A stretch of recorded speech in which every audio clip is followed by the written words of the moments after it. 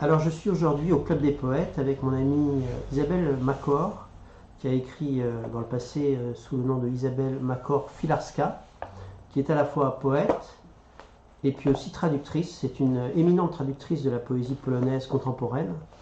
Et notamment, je vous en ai parlé déjà à plusieurs reprises dans ces émissions, puisque j'avais déjà lu des traductions qu'elle a faites, notamment de la poétesse polonaise Ewa Lipska et puis aussi Alina Poniatowska. J'avais surtout lu en fait des passages d'Alina Poniatowska, qui est une poétesse que j'apprécie énormément. Alors Isabelle, ça fait combien de temps qu'on se connaît, Isabelle, à peu près? Oh là là, ça fait au moins 20 ans, plus que ça. Je pense que ça fait plus que 20 ans. Voilà, puis on a fait plein d'aventures poétiques ensemble. C'est vrai. On a rendu hommage à beaucoup de poètes. Tu es venu toi-même accompagné par beaucoup d'amis poètes du monde entier que tu nous as fait connaître. Oui. Et donc on a aussi, grâce à toi, découvert notamment Wisława Szymborska, à l'époque où personne du tout ne la connaissait, c'est-à-dire avant qu'elle ait le prix Nobel, bien avant qu'elle ait le prix Nobel. On avait même publié, si je me souviens bien, dans la revue Vivre en Poésie, un article consacré à Wisława Szymborska, bien avant qu'elle ait obtenu le prix Nobel. Alors c'est ça, tu joues le rôle de vigie en matière de poésie de ce pays-là, la Pologne, auquel tu es toi-même attaché, je crois. Oui, oui, je suis très attachée pour des raisons multiples, à la fois biographiques, personnelles, et puis bon, maintenant c'est vraiment l'objet de mes recherches, hein. C'est un terrain de recherche que je poursuis, bien sûr. Ouais. Et je me souviens aussi qu'on avait invité Ewa Lipska et qu'on avait Oui, fait je une me très rappelle très belle très bien. lecture Ouais, avec ouais. Ewa Lipska. On a invité d'autres poètes, dont Maciej Niemiec Oui. aussi. Et voilà. Et même, puis on a fait beaucoup de soirées ensemble sur la poésie polonaise. voilà, Et où, en fait, quand tu habitais à Paris, puisque en ce moment tu es plus à Paris, à chaque fois que tu c'est sortais ça. un nouveau livre, en général on faisait un hommage à ton travail ici même, avec beaucoup de joie et de sympathie, parce que pour nous c'est une richesse de pouvoir comme ça avoir tout ce pan de la poésie qui nous serait complètement inaccessible à notre portée grâce à ton travail de traductrice. Et je dois dire que tu y a aussi quelque chose dans ta démarche qui est important, c'est que tu signales, et tu as parfaitement raison de le faire, qu'il ne faut pas que les personnes qui s'occupent de diffuser de la poésie oublient le travail des traducteurs, parce que ce sont vraiment eux qui sont les transmetteurs de la poésie étrangère, et que grâce à eux, et souvent on oublie de citer les noms des personnes qui ont fait ce travail de transmission. C'est vrai. Alors là, je dois dire qu'en Pologne, les poètes polonais sont toujours très reconnaissants aux traducteurs. Et puis que de plus en plus, grâce aussi à des personnes comme Barbara Cassin, qui maintenant est entrée à l'Académie française, à d'éminents traducteurs, la traduction commence à jouir d'un statut plus important, plus respecté, et l'on considère les traductions comme des originaux. La traduction, d'ailleurs, pour moi, est véritablement un texte de création Oui. et un texte original. Oui. Sinon, je ne le ferais pas, ça ne m'intéresserait pas de le faire. Donc c'est un véritable travail d'écriture. Et je considère que toute écriture est traduction finalement, puisqu'on traduit le réel, on traduit nos sentiments, nos émotions, quelque chose qu'on a envie de faire partager ou de susciter chez le lecteur, chez Bien le sûr. spectateur. Donc finalement, voilà pourquoi pour moi c'est un travail passionnant. Oui, c'est une forme de que je poursuis. recréation à partir d'une émotion que tu reçois et que tu retransmets à travers ta propre émotion en quelque sorte. Et donc à cause de ça, Oui, oui. finalement, le poète joue le rôle le poète original, je veux dire, joue le rôle de ce contact avec une partie de la réalité que tu as, qui est le poème même, que toi-même tu retransmets, que tu recrées à travers une action poétique en fait, en quelque Voilà, sorte. c'est ça Je vais exactement. aller ouvrir au chat, parce que sinon il va nous faire une mélodie, un concert de hurlement. Alors vas-y. Alors mais il faut qu'il se taise un peu, hein. Alors les gens qui connaissent l'émission du Club des Poètes savent qu'on a un chat qui s'appelle René, en hommage à René Char. Ah, très bien, Voilà. très très bien. Voilà, Alors c'est ça. il est venu rendre visite à Isabelle. Et s'il fait trop de bruit, je vais l'enfermer quelque part. Oh là Ah, là, là, le il va voilà. monter sur les livres. Aïe, Voilà, aïe, c'est ça. aïe. Oui. Alors voilà. Donc de quoi veux-tu nous parler? Alors parce que du fait même que tu n'es plus à Paris maintenant, il y a une partie de ton travail que je n'ai réussi à suivre que par l'intermédiaire de tes publications sur Internet. Oui. Et je voudrais que tu fasses un peu le point sur ce que tu fais en ce moment. Voilà. Attends, je vais choper le chat. Oui. Alors depuis que Voilà. Je vais prendre l'autre côté, voilà. Voilà. Oui, non, je voulais dire aussi que c'est très intéressant de voir en fait l'incarnation des poèmes dans différentes langues finalement. C'est ça aussi qui est intéressant pour moi, de voyager d'une langue à l'autre. Bien sûr. Je travaille aussi sur l'anglais, je travaille aussi sur le russe, mais enfin je n'ai pas publié oui. de russe. Et puis je retourne à l'hébreu. Parce que magnifique. ça fait partie aussi de mon patrimoine culturel, Bien sûr. puisque bon, je suis née dans une famille où on parlait le yiddish et l'hébreu. Oui. Et voilà, donc pour moi, tout ça, c'est très très intéressant d'être dans l'entre-deux des langues et de faire ce voyage et de ne jamais considérer finalement que moi, je suis en possession d'un universel absolu qui serait l'universel de tout le monde. Oui. Ce qui donne beaucoup à réfléchir aussi. Bien sûr, ce sera un motif de conversation philosophique. Ce serait un motif de conversation philosophique parce que pour moi la poésie est forcément liée à la philosophie. Oui, mais aussi, ce que je veux dire, c'est qu'il y a quand même un caractère aussi, qui est d'ailleurs que tu rencontres à travers tes traductions, d'universel humain. Absolument, oui, c'est ça, exactement, oui, c'est ça, et c'est pour ça qu'on peut traduire d'ailleurs, sinon on ne pourrait pas traduire. Parce que tu reconnais ce que les personnes disent. Et je pense que tout est partageable, et c'est ça qui est merveilleux, parce qu'on ne peut pas apprendre toutes les langues, mais tout est partageable d'une certaine façon. Bien sûr, on obtient un autre texte, mais en même temps, c'est partageable. Et c'est ça qui est merveilleux, parce que quand je traduis Szymborska, Lipska, Barguesque, enfin tous ces poètes que je traduis, on sent bien qu'ils viennent d'ailleurs, on sent bien que ce sont des voix qui ne sont pas d'ici, et qu'en même temps on peut les introduire à notre patrimoine. Donc ça c'est assez mystérieux, merveilleux, il y a tout... Voilà. Ça fait résonance en fait, en quelque sorte, dans l'âme humaine, quoi. Je me souviens, on va écouter quelques poèmes, on va pas rentrer trop dans le détail de ces questions-là, mais je me souviens qu'on avait fait avec Nedim Gürsel une soirée sur Nazim Hikmet, et on avait parlé des questions de la traduction. Et une fois, il y avait quelqu'un qui m'avait dit, on écoutait un poème de Nazim Hikmet dans lequel, à un moment donné, dans le poème, il était dit le monde ne tient plus sur les cornes du bœuf. Il était dit ça. Et il y avait un jeune turc qui était à côté de moi et qui m'avait dit, oui, ça, vous ne pouvez pas le comprendre parce que c'est une sorte de proverbe, une expression proverbiale turque. Et je lui ai dit, si, moi je le comprends très bien quand même, c'est très clair. Et j'ai dit, d'une certaine manière, ça m'atteint presque plus que toi, parce que pour toi c'est une habitude. C'est ça. Alors que cette image poétique, parce que souvent les proverbes c'est comme Fontaine, c'est souvent des choses qui sont d'essence poétique, eh bien je le retrouve dans son originalité, dans ce que ça a de neuf en quelque sorte. Absolument, exactement. Je voulais dire aussi que là, de cette façon-là, en travaillant la traduction, on arrive à renouveler sa propre langue aussi, et à l'enrichir. C'est ça qui est fabuleux finalement, et complètement exaltant. On a souvent présenté en France, et ça c'est curieux en France, parce que c'est pas du tout comme ça dans d'autres pays. En Europe centrale, en tout cas, c'est pas comme ça, puisqu'on s'intéresse aux autres langues, et qu'on traduit beaucoup, forcément, puisque ce ne sont pas des langues majeures, malheureusement, enfin, ce ne sont pas des langues voilà, sur la planète, mais justement, c'est un enrichissement extraordinaire de traduire. D'aller à la rencontre d'une culture, et puis c'est vrai que c'est aussi aller à la rencontre de la personne humaine, dont finalement son expression la plus choisie, la plus comment dirais-je, qu'elle fait avec le plus de cœur, de ce qui caractérise la personne humaine, c'est-à-dire le langage, et à travers ça, à travers la rencontre d'une personne humaine et d'une tradition et d'une culture à travers la poésie, eh bien on va à la rencontre de l'autre dans les meilleures conditions en quelque sorte, puisque on le rencontre dans ce qu'il a de plus beau en quelque sorte. Et donc ce que je veux dire par là, si tu veux, c'est que c'est source de paix à cause de ça, parce qu'on voit les autres cultures comme dans ce qu'elles ont de plus beau. Moi, je suis convaincue que le traducteur travaille pour la paix, de toute façon, et puis que c'est une opportunité, effectivement, même de créer des mots, de créer des concepts aussi, des images nouvelles à l'esprit. Donc finalement, c'est extrêmement productif et le fait que comme chaque langue porte une sensibilité particulière, un regard sur le monde particulier, en allant à la rencontre de ce regard, eh bien, on enrichit notre propre regard. Oui, une langue n'existe pas toute seule. Une langue n'existe que dans son rapport aux autres langues. De même que moi, toute seule, je n'existe pas sans rapport à tu. N'est-ce pas, comme l'a très très bien développé Edmond Jabès dans toute son œuvre. Voilà. Eh bien, c'est la même chose finalement, d'où cet intérêt. Et puis, voilà, je milite un peu pour ça, parce que je trouve qu'en France, on doit encore faire beaucoup d'efforts. D'accord, très bien.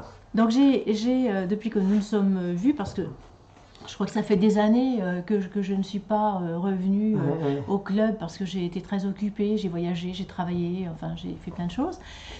J'ai publié chez des éditeurs différents. Alors, tu as fait une réédition de Poniatowska, Alina Poniatowska. Donc j'ai fait une réédition de Poniatowska en 2004, tout de même. Le premier album qui n'est pas ici est très beau, a été publié en Pologne en 1998 chez le plus grand éditeur polonais, puisque c'est Wydawnictwo Literackie, donc les éditions littéraires. Et j'ai republié Poniatowska, c'est une édition augmentée mais pas bilingue celle-ci. Oui.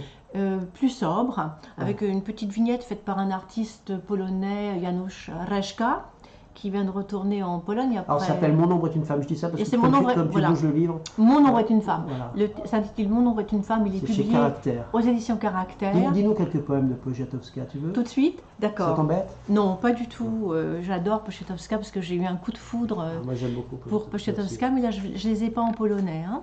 Donc je vais juste... je vais lire quelques poèmes de Poniatowska. Je vais commencer par le premier. Mon ombre est une femme. Mon ombre est une femme. J'ai découvert cela sur le mur. Ses lignes ondulées souriaient, et l'oiseau des hanches aux ailes repliées chantait sur la branche du sourire. L'arbre en fleurs paré de verts perroquets. À travers les ailes, la maturité orange dorée. Le soleil sur les gouttes brille. Sous la pluie, l'arbre droit et nu. Mes lèvres entr'ouvertes, mes seins. La lune ascendante des cils a clignoté, puis s'est éteinte quand tu as soufflé la flamme de l'allumette et posé tes mains sur mes bras. Mon ombre était une femme avant de disparaître. C'est très beau. Poniatowska a eu un destin tragique puisqu'elle est morte d'une maladie du cœur à l'âge de 32 ans. Elle a écrit tout de même 500 poèmes à peu près, et des nouvelles, des récits que j'aimerais traduire un jour. Je peux peut-être lui lire encore un poème, plaisir, si tu veux, Poniatowska. Je suis de l'eau qui passe. Je suis des feuilles qui vibrent, frappées par le bruit du vent qui traverse à la hâte. Je suis du soir qui ne veut pas s'endormir, regarde obstinément sous les yeux affamés des étoiles. La nuit, à travers les veines bleues, dans chaque fibre du corps, au bout des doigts, bat d'un inassouvi passionné. Je suis une voix rauque qui se tait sourdement. Par-dessus moi, les jours aux branches ailes vides sans vent. Magnifique, hein. On imagine toute la difficulté qu'il y a à tisser en mots, en mots français, c'est une langue aussi sensible. Oui, il y en a encore un ou deux que j'aime beaucoup. Voilà, c'est le chat, le retour. Et voilà. Oui. Il y en a plusieurs qui sont tellement beaux.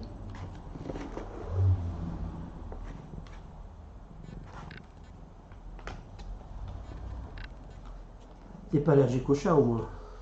Non, j'aime beaucoup les chats. Voilà, si le chat est d'accord. À présent, ma maison est pleine de pièges. Ne viens pas dans ma maison, ça vaut mieux. Là-bas, il y a mes lèvres rouges comme la mémoire, et mes mains, bêtes au pelage furtif. Puis mes yeux, phares sur la mer, le cri de mes yeux, car le temps est mauvais, et juste à côté de la porte, mes pieds nus qui mendient. La pièce tout entière est froide d'inquiétude et sombre de désir. Très beau. Je me souvenais pas de ce poème-là. Les autres que tu as dit là, il était dans la première édition, celui-là aussi? Oui. Voilà. Encore un que j'aime beaucoup et qui a donné son titre à l'album bilingue publié en Pologne. Ouais. Oiseau de mon cœur. Oui, je me souviens. Oiseau de mon cœur, ne sois pas triste. Je te nourrirai de la graine de joie, tu brilleras. Oiseau de mon cœur, ne pleure pas. Je te nourrirai de la graine de tendresse, tu voleras. Oiseau de mon cœur, aux ailes abaissées, ne te débats pas. Je te nourrirai de la graine de mort, tu t'endormiras. Ah, c'est vrai, je m'en souviens. Magnifique. Et alors, tu nous avais fait connaître aussi donc Eva Lipska, avec qui tu étais venu au Club des Poètes. Alors peut-être tu peux dire un mot juste sur cet éditeur Caractère. C'est un éditeur un peu historique, parce que moi je me souviens que Caractère, il oui. y a très longtemps, il y avait un très vieux monsieur qui, je crois, était le mari de l'actuelle éditrice, à moins que ça ait encore passé de main, je sais pas. Non, alors ce vieux monsieur, c'était son mari, c'était le mari de Nicole Gallia. Voilà, c'est ça. C'était Bruno Durocher. Voilà, Bruno Durocher. Bruno Durocher que j'ai connu, qui a fait une anthologie de la poésie polonaise intitulée Le chant de la Pologne. Ouais. Je l'ai connu il y a très très longtemps, moi j'avais 25 ans, donc lui il était déjà âgé et il imprimait ses poèmes. Ah, c'est incroyable, il y avait une application de ce monsieur. Oui, il imprimait ses poèmes avec un vieux système d'imprimerie, des très jolis petits livres. C'était artisanal. Et Bruno Durocher, c'est la traduction du nom polonais Bronisław Kamiński. Il était polonais, Bruno Durocher? Oui, Ah, oui, je savais c'est pas un du tout. juif polonais. Ah, je savais pas du Voilà, tout. un juif polonais. On lui a rendu hommage, Nicole Gdalia lui a rendu hommage à Cracovie il y a quelques années. Voilà, il avait quitté la Pologne pour ces raisons, enfin, Ouais, pour la raison voilà, qu'on imagine, bien sûr. qu'on imagine bien sûr.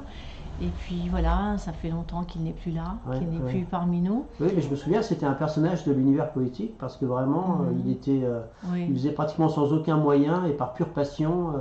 oui. Il arrivait à éditer pas mal de nous, on en a pas mal parlé dans la revue Vivant en Poésie de son travail. Voilà, alors je lui avais proposé des poèmes et puis il avait envie de les publier, ça ne s'était pas fait tout de suite Ouais. et puis il est mort, moi je n'en savais rien qu'il était mort et Ouais. puis 7 ans plus tard, sa femme, Nicole Gdalia, m'a écrit pour me dire voilà j'ai retrouvé ce manuscrit, je voudrais le publier. Ah, génial! Voilà, donc nous l'avons publié en Pologne. Et ici, nous avons rajouté 10 poèmes, mais le recueil n'est pas bilingue, donc on a pu rajouter Oui. 10 poèmes, et on a un petit format comme ça, très sobre, très élégant, je trouve, avec une Ah oui, petite c'est vrai, vignette. c'est très- J'aime très bien édité. beaucoup ce recueil. Alors, tu nous parles de qui maintenant? Alors maintenant, je vais parler peut-être d'Eva Lipska, que j'ai beaucoup traduite, Oui. et pas seulement d'Eva Lipska. Voilà, ce que je voudrais dire, c'est que donc j'ai publié L'amour, chère Madame Schubert, Oui. Rumeur, chère Madame Schubert, d'ailleurs qui est antérieure, lecteur d'empreintes digitales. Alors, tout ça, ce sont des recueils d'Eva Lipska. Mémoire opérationnelle. Voilà. Et tout ça, ce sont des recueils d'Eva Lipska qui ont séduit une éditrice que je ne connaissais pas bien. Ouais. Et bon, voilà, elle a adoré et finalement, elle a créé une collection domaine polonais Donc, tu vas t'occuper dont je maintenant.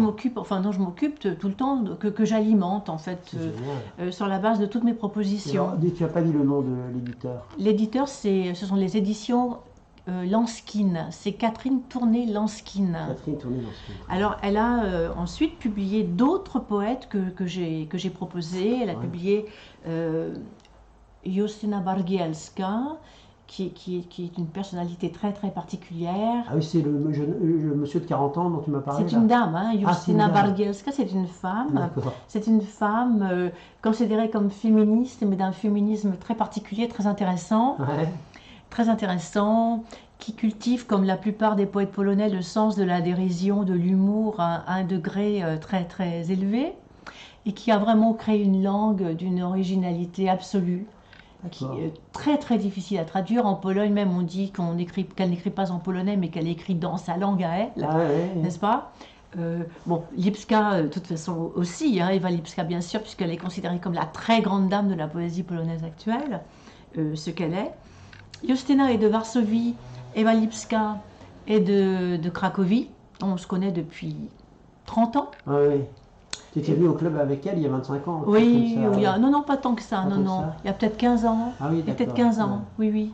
Oui, elle était là en 2009 pour le... Ah oui, c'est ça, voilà. Même pas 15 ans, elle était là en 2009 pour le marché de la poésie. Elle était venue, elle D'accord. était à l'honneur.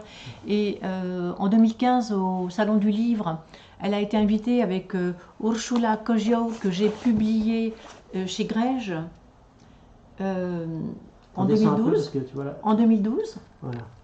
Donc elles ont été invitées comme les deux dames poètes représentantes de la poésie polonaise contemporaine. Ouais.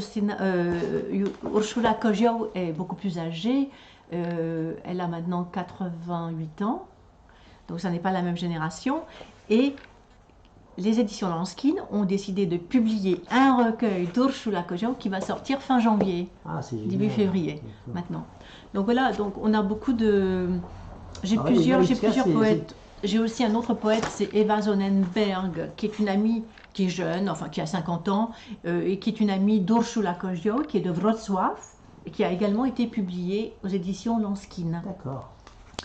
On en est pour l'instant à notre 9e livre. On aura publié 10 livres chez Catherine Tournée, édition Lanskin, avec le prochain livre d'Eva Lipska qui est programmé. C'est génial. Et qui s'intitule « L'amour en situation de détresse ». Donc l'amour en détresse, un peu comme un véhicule en détresse, un bateau en détresse, un avion en détresse, une voiture en détresse. Voilà. Et le travail de cet éditeur est un travail en français, donc bilingue, souvent. Une partie de son travail d'éditrice consiste à publier des poètes français, j'imagine. Oui, oui. Et puis une partie uniquement polonais, ou il y a d'autres pays aussi? Non, il y a d'autres pays. Maintenant, elle a une grande collection. Elle a des poètes scandinaves, elle a des poètes d'Afrique du Sud. Très intéressant. L'un de mes amis, Pierre-Marie Finkelstein, a publié un très très très beau recueil chez elle, puisque sur ma recommandation. Et elle est très ouverte à la poésie étrangère. Ah, c'est génial. Okay. Bah, c'est bon à savoir aussi, parce que oui. Je pense à ça parce que j'ai des amis qui ont fait une traduction d'un poète russe, qui s'appelle Evgeny Kluev, qui est un poète assez connu en Russie et qui, comment dirais-je, est très méconnu en France, mais il a une œuvre romanesque et une œuvre poétique qui en Russie est bien considérée, disons. Et ça fait 2 ans à peu près qu'elle travaille là-dessus, parce que une de ses 2 amies est tombée amoureuse complètement de la poésie. Elle est russe, elle s'appelle Diana Matevosova, et l'autre amie s'appelle Isadora Valls. Et donc elles ont commencé à travailler, ça fait 2 ans qu'elles traduisent, et voilà. C'est très intéressant. C'est très intéressant. Ouais. En tout cas, elle est très dynamique, elle a pris des risques, et c'est merveilleux. Alors je vais lire un poème de lecteur d'empreintes digitales, qui est un recueil assez percutant, publié en 2015 chez Lanskin. Ce dont je me souviens d'Eva Lipska, c'est que c'est un univers un peu, comment dire, à la frontière de l'absurde, en fait. Oui, c'est ça. Vraiment, vraiment. Et en même temps, je pense que elle est très très lucide sur le monde actuel, elle est très très au courant aussi des nouvelles technologies, des transformations du monde, et elle est à la fois, elle puise je dirais, à une grande tradition surréaliste, et en même temps catastrophiste polonaise, c'est-à-dire qu'elle prévoit les catastrophes, et je crois qu'elle les a bien prévues, les catastrophes, ce qui nous tombe actuellement dessus. Voilà, avec une prescience vraiment remarquable. Donc je vais lire un poème, le poème Lecteur d'empreintes digitales, justement. Vous avez son titre. Oui, je vais le lire en polonais et puis en français.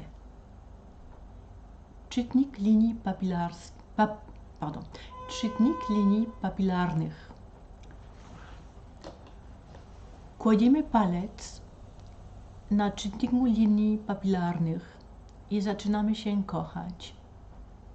Nasze wirtualne pliki ciał w albumach, blogach, w notesach znajomych. Nowe zdarzenia, nowe polubienia. Lubi nas Coca-Cola, Ronaldo i papież. Jesteśmy już w kontaktach i w powiadomieniach. Nasze łóżko na osi czasu. Dotknij mnie i przytrzymaj. Całujemy się z miliardami ust. Lecteur d'empreintes digitales.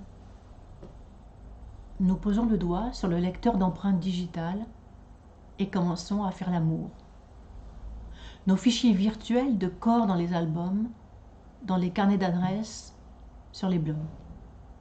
Nouveaux événements, nouveaux j'aime. Coca-Cola nous aime. Ronaldo et le pape aussi. Nous sommes déjà dans les contacts et dans les newsletters. Notre lit, sur l'axe du temps. Touche-moi et laisse le doigt appuyé. Des milliards de bouches nous embrassent.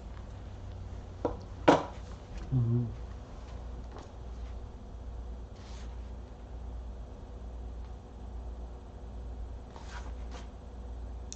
Quelques mots sur la xénophobie. Elle évoque une orgie de langues, la haine obèse, l'ennui qui étale sa graisse, les chenilles des nouilles qui se tortillent, la cacophonie de la politique. Elle est le venin des phrases non digérées, la lourde pâte des préjugés. Par gourmandise, elle choisit les recettes des petits fours exquis de la guerre. Sur les forums internet, elle laisse la nausée.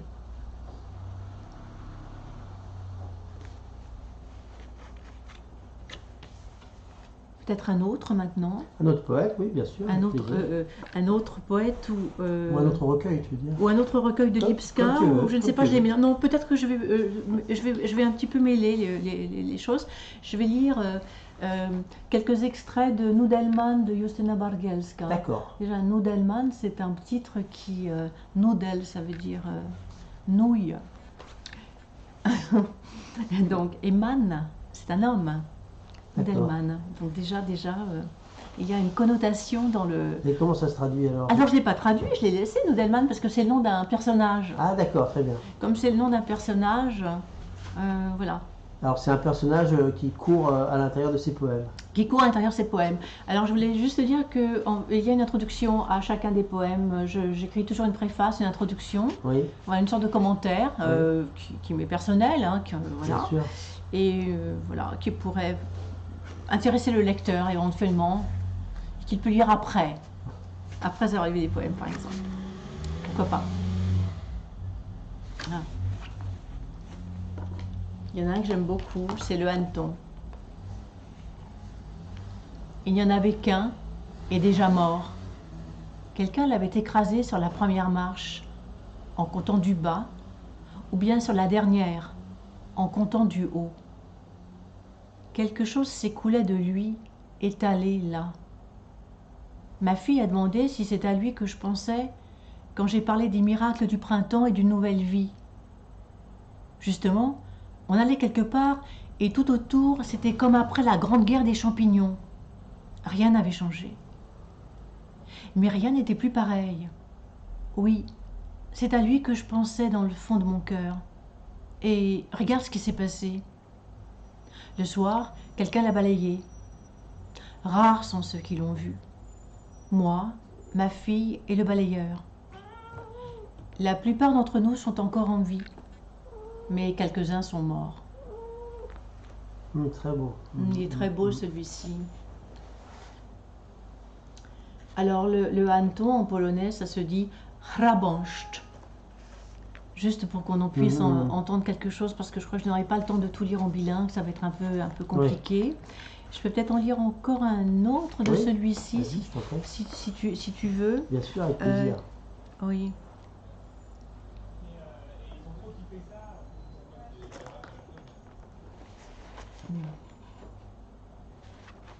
Le plan B.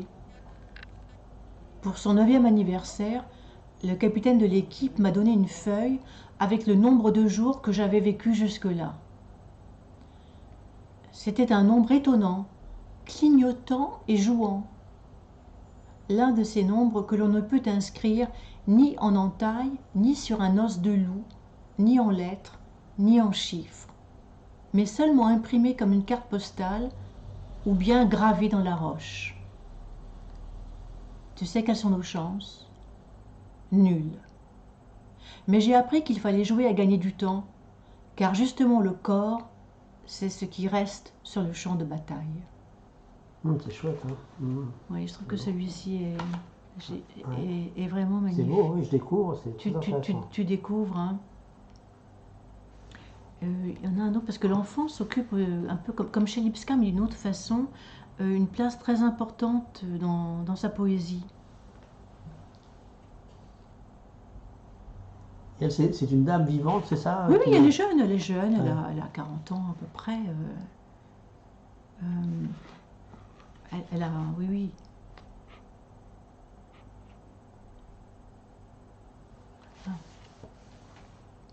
précieux est l'agnelet. Et si les aventures du Christ avaient été inventées? Soudain, je suis dans un pré.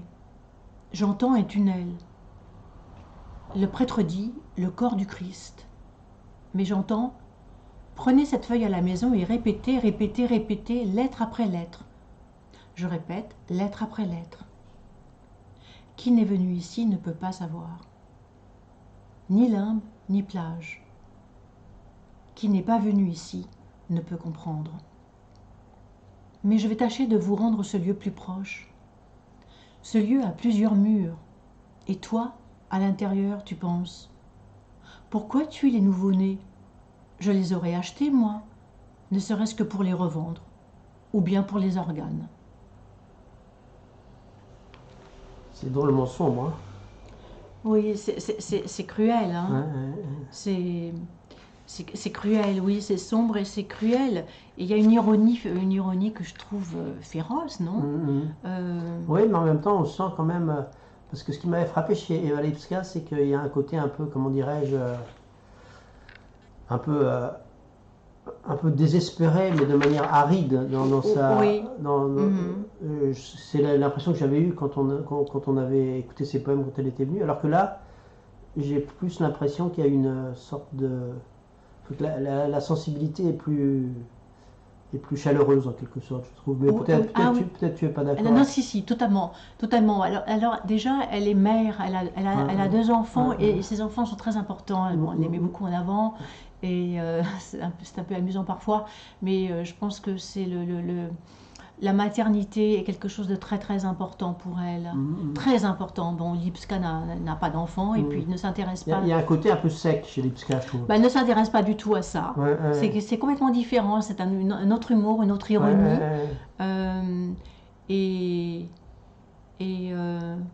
Oui, et là par exemple il y a un poème, parce que vraiment ce poème-là, le livre, ça fait un moment que je ne l'ai pas lu. En fait, il a été publié il a été publié en quelle année? Il n'y a pas très longtemps, il y a 2-3 ans, ici, je ne sais plus, elle n'a pas mis la date. Elle n'a pas mis la date là pour le français. Bon, voilà. Alors, je peux vivre dans la pauvreté, je viens d'une famille pathologique. Par conséquent, changer de style de vie pour être en accord avec ma conscience ne m'effraie pas.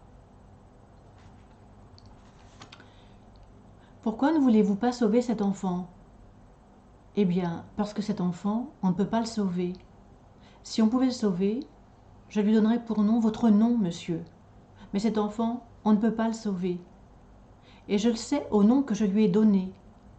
Par ailleurs, les hommes me menacent avec mes enfants et ça abaisse considérablement leur taux de salut. L'autre chose, c'est que le taux de salut est par principe faible parmi les gens. 3, 2, 1, stop. C'est fort. Tu veux que je le lise en polonais ou pas? Si tu veux, bien sûr. Umiem żyć w biedzie, pochodzę z patologicznej rodziny, więc zmiana stylu życia w zgodzie z własnym sumieniem mnie nie przeraża. Dlaczego pani nie chce ratować tego dziecka? Dlatego, bo to dziecko nie jest ratowalne. Gdyby to dziecko było ratowalne, dałbym mu pana imię na jego imię. Ale ratowalne to ono nie jest i poznaję to po imieniu, które mu dałam. Poza tym mężczyźni straszą mnie moimi dziećmi i to niesamowicie obniża ich ratowalność. Inna rzecz, że ratowalność jest zasadniczo niska wśród ludzi. 3, 2, 1, stop. Merci beaucoup.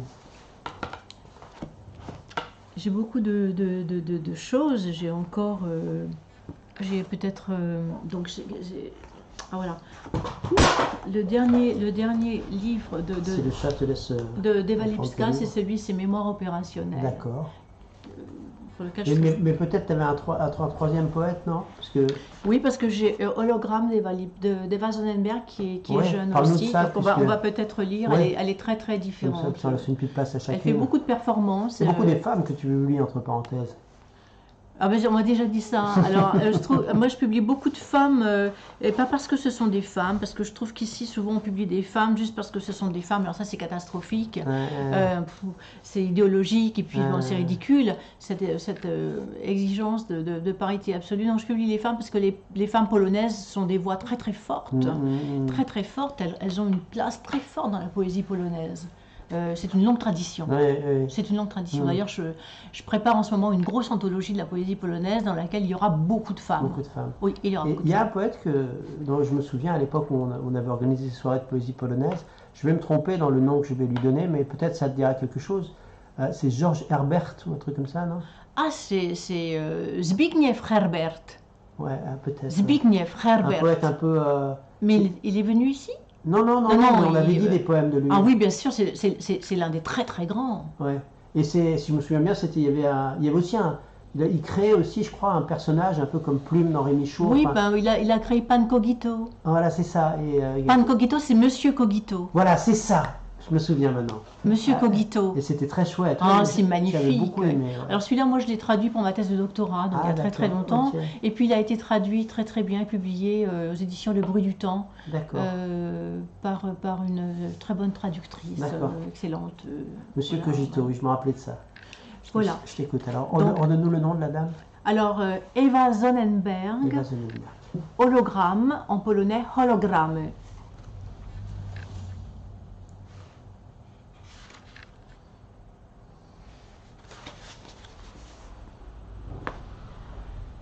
Inversement proportionnel au tout. Tu pleures des étoiles comme l'univers qui ne connaît pas sa mère. Le cosmos s'éveille en sortant des manches de ses envoyés, la pointe d'une flèche mortelle. Le souvenir de cette souffrance a pénétré toutes les étoiles. Elle verse le rouge des lèvres de feu de quelqu'un qui compatit avec elle. Restent des traces sanglantes, comme la langue des étoiles dans la constellation du corps qui s'en va. La planète bleue est comme une bague sur l'index d'une victime, sur le majeur d'un tortionnaire. Deux pôles comme deux plateaux d'une balance, sur lesquels pèse non pas tant l'effet que la cause.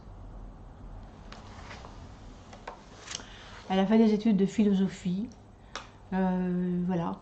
Et bon, c'est une poésie, mais totalement différente. Non, c'est bien, c'est bien. Oui. Alors, je ne vais pas lire en bilingue, parce que là, je n'ai pas la version polonaise. Et je vais en lire encore quelques-uns, parce que le poème, le recueil n'est pas encore très connu. Nos affaires terrestres. Nos affaires terrestres, on se taquinera pour savoir qui est qui. Pour s'amuser en quelque sorte en ce retour de Sibérie. Le premier retour concernait la carte et les kilomètres. Le deuxième, le temps et les secondes. On ne sait qui est le mot, qui la pensée et qui l'imagination, comme des continents de bas-relief. Le vrai est impossible à graver dans la pierre. Le dernier est un rocher percé par la lance de l'eau, tel le rocher de la poétesse qui saute dans le gouffre marin. Le gouffre ouvre les bras, et la mer dévoile le visage d'une autre terre. Très beau.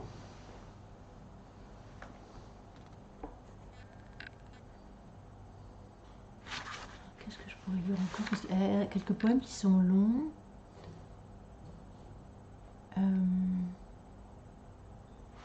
Il y a quelques poèmes très longs qui sont...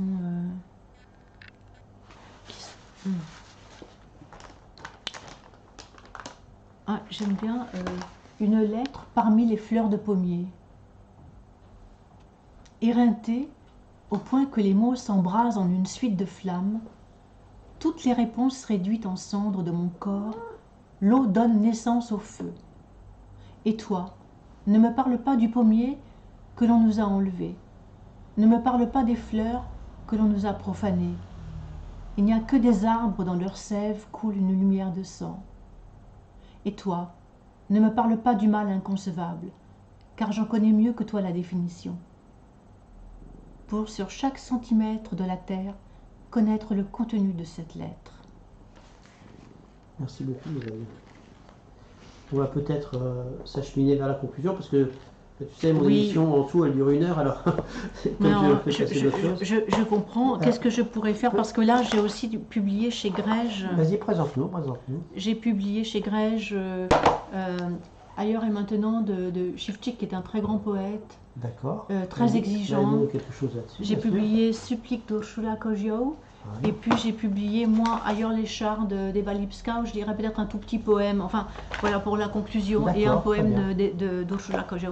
Là, je vais lire un poème Alors, c'est édité chez qui, tu dis chez Grège, chez Grège. Chez Grège, Les d'accord. trois sont chez Les trois sont Grège. chez Grège, Et très j'en ai bien. un à paraître encore chez Grège, là, qui est fait, qui devait sortir fin novembre, et puis qui est repoussé au début du printemps. Et alors, qui est cet Et c'est- éditeur, Grège, alors? C'est un universitaire, professeur d'allemand, je crois à Toulouse ou à Montpellier, maintenant je ne sais plus où il est, qui est poète lui-même et qui fait de très beaux livres. D'accord. Et, Un et éditeur spécialement Grège. des traductions de polonais ou Non, non, non, non, non, non, non, non, non, non, de tout, de tout, de tout, de tout, de D'accord, tout, très de bien. tout. Beaucoup de littérature étrangère, voilà. Très bien. Beaucoup de littérature étrangère.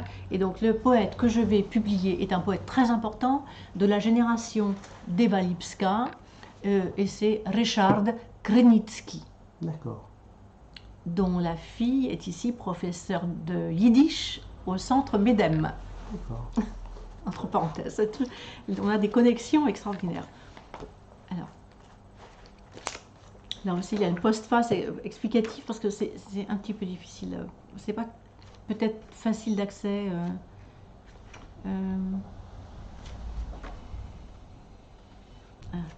Je sais ce que je veux lire. Pariade. Pariade. Mais soudain, le monde détonne comme une burqa dans les immeubles. Un âne pelé se profile dans un masque. Dans le cimetière fermé, un carré nous occupe.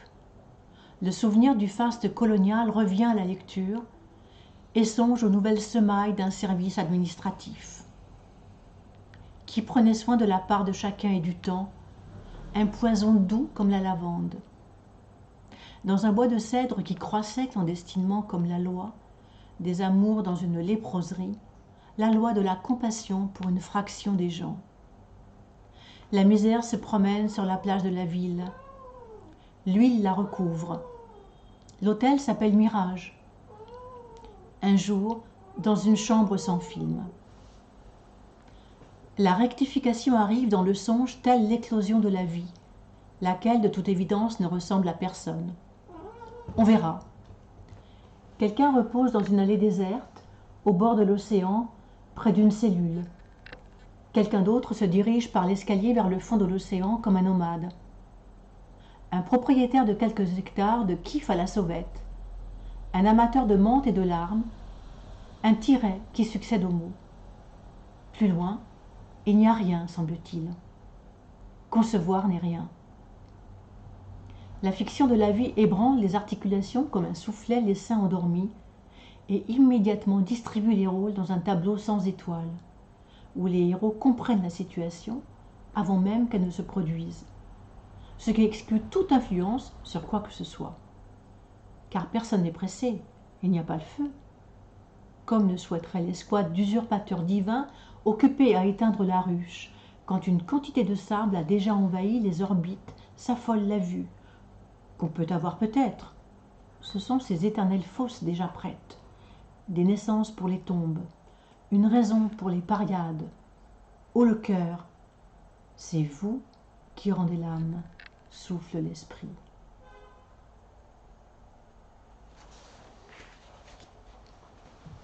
Ah bon, je découvre beaucoup de... Oui, c'est quelque chose de... Je ne sais pas si je peux en lire un autre. Ouais, mais c'est juste que tu sais, il faut que je fasse ça. Je comprends. Il faudra Hein. que j'aille aussi nourrir ma maman. Oui, je comprends. Alors, Enfin, préparer le déjeuner. donc je vais en lire peut-être un. Accès à la colonie des religions tristes. Oui, L'accès à la colonie des religions tristes se fait à travers des villages de pierre abandonnés, par endroits à travers des villages métropoles, à travers la crête austère de la parole imagée et des paysages séduisants en vérité. On a pris l'habitude, bienvenue.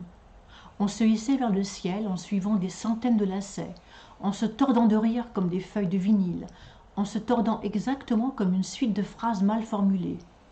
phalange piétinant le contrat social du parti des paysans. Maintenant, tu foules le chemin usé, tu glisses dans les venelles de la perle du Midi, dont on a peint les toits avec l'obstination d'un portraitiste de cloître. Tu t'appuyais justement sur l'air qu'il respirait. L'amphithéâtre vide dans la ruelle est l'écho de la turpitude. Cette quadriphonie de l'imitateur fut adoptée beaucoup plus tard, en d'autres circonstances, dans un cadre totalement différent, dans une réalité absolument inattendue.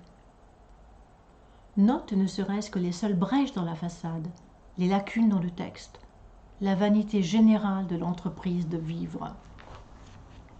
C'était donc Krzysztof Szewczuk, Ailleurs et maintenant.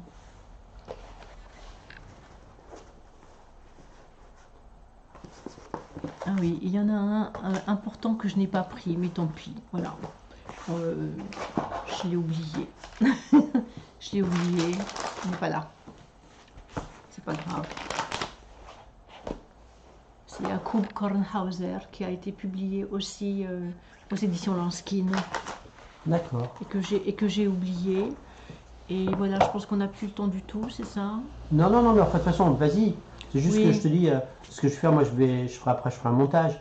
Parce Tu que, feras un montage, parce que oui, je fais une émission tous les dimanches qui fait 1 heure. D'accord, oui, Tu vois. d'accord. Donc là, on a fait presque 1 heure, là, 46 minutes. D'accord. Et donc, je vais pas faire toute l'intégralité de l'émission sur la poésie polonaise, mais Non.